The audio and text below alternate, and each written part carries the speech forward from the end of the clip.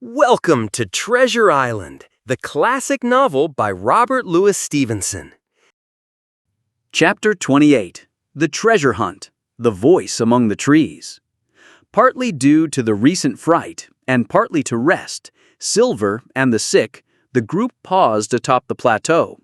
From our vantage, we saw the Cape of the Woods fringed by surf ahead.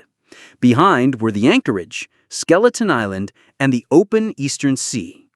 Above us rose the spyglass, dotted with pines and dark cliffs. Only distant breakers and insects broke the silence. Not a man, not a sail upon the sea.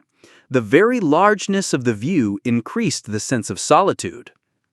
Silver, as he sat, took certain bearings with his compass. "There are 3 tall trees," he said, "about in the right line from Skeleton Island. Spyglass shoulder, I take it, means that lower pint there. It's child's play to find the stuff now. I've half a mind to dine first." "I don't feel sharp," growled Morgan. "Thinkin' of Flint, I think it were, has done me." "Ah, well, praise your stars he's dead," said Silver. "He was an ugly devil," shuddered a third pirate. "Blue in the face, too." "That was the rum," Mary added. "Blue indeed, that's true." Ever since finding the skeleton, they spoke lower and lower, almost whispering, hardly disturbing the silence of the wood. All of a sudden, out of the middle of the trees in front of us, a thin, high, trembling voice struck up the well-known air and words. 15 men on the dead man's chest, yo-ho-ho, and a bottle of rum." I never have seen men more dreadfully affected than the pirates. The color went from their 6 faces like enchantment. Some leapt to their feet, some clawed hold of others. Morgan groveled on the ground. "It's Flint by," cried Mary. The song stopped as suddenly as it began, broken off as though someone laid his hand upon the singer's mouth. Coming through the clear, sunny air among the green treetops, it sounded airy and sweet. The effect on my companions was stranger still. "Come," said Silver, struggling with his ashen lips to get the word out. "This won't do. Stand by to go about. This is a rum start, and I can't name the voice, but it's someone skylarking, someone that's flesh and blood, and you may lay to that." His courage returned as he spoke, along with some color to his face.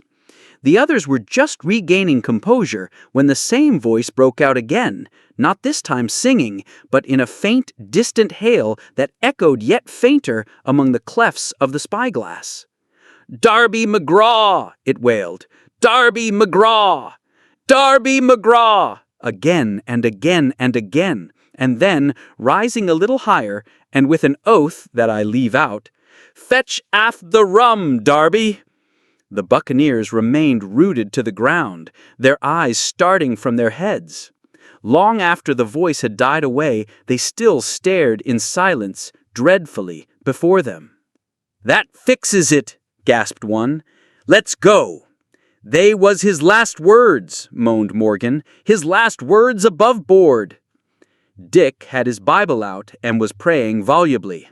Still, Silver was unconquered. I could hear his teeth rattled in his head, but he had not yet surrendered.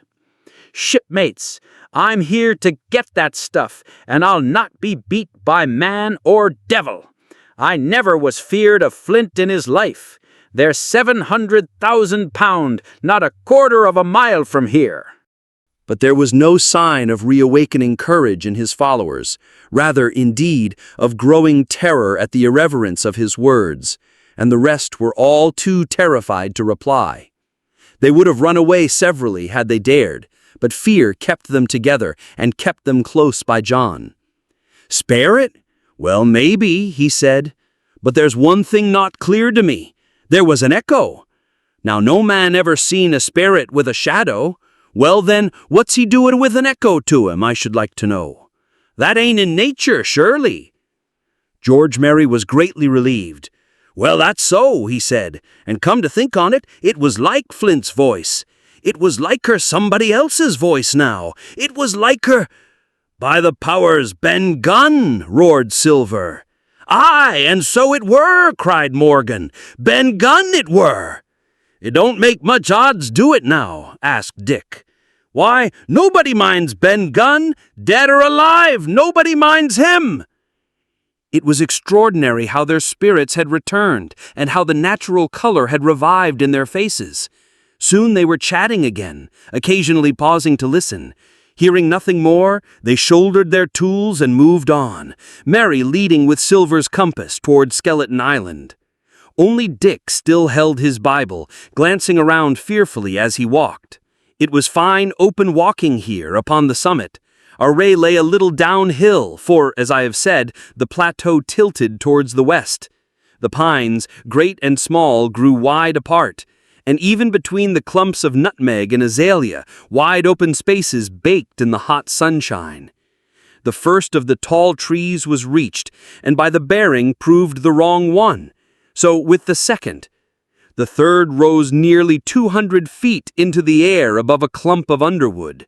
A giant of a vegetable, with a red column as big as a cottage, and a wide shadow around in which a company could have maneuvered.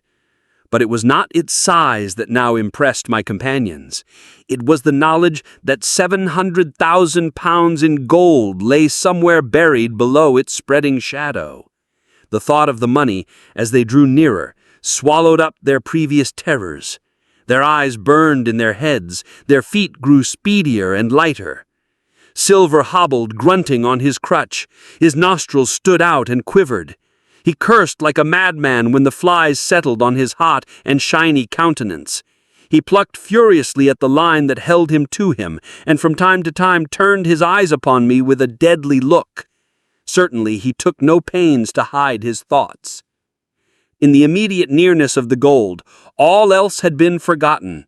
His promise and the doctor's warning were both things of the past, and I could not doubt that he hoped to seize upon the treasure, find and board the Hispaniola under cover of night, cut every honest throat about that island, and sail away as he had first intended, laden with crimes and riches. Shaken by fear, I struggled to match the treasure hunter's rapid pace.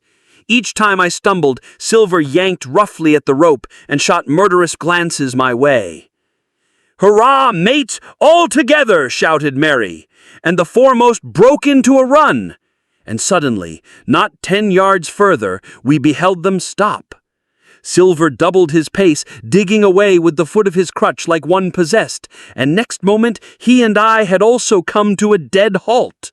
Before us was a great excavation, not very recent, for the sides had fallen in and grass had sprouted on the bottom. In this were the shaft of a pick broken in two, and the boards of several packing cases strewn around. All was cleared to probation. The cash had been found and rifled. The 700,000 pounds were gone.